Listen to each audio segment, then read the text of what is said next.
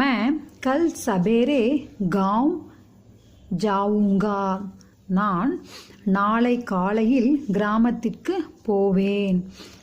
இப்போது मैं कल सवेरे गांव जाऊंगा. இப்போ இந்த ஜாவுங்கா அப்படின்றது தான் நமக்கு தெரியுது. என்னன்னா இது ஃப்யூச்சர் டென்ஸ், அதாவது பவிஷ்யத் கால் அப்படின்னு நமக்கு தெரியுது.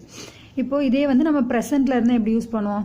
ஜாத்தா ஹை, அந்த மாதிரி ஆத்தா ஹை அப்படின்னு நம்ம இப்போ நடந்துட்டுருக்கிற நிகழ்காலத்துக்கு அப்படி யூஸ் பண்ணுவோம். இப்போது இதுவே வந்து எதிர்காலமாக இருந்தால் இந்த மாதிரி ஊங்கா, ஓகே, ரஹேகா, போலேங்கே, ஏங்கே, கரேங்கே அந்த மாதிரி மாறுபடும்.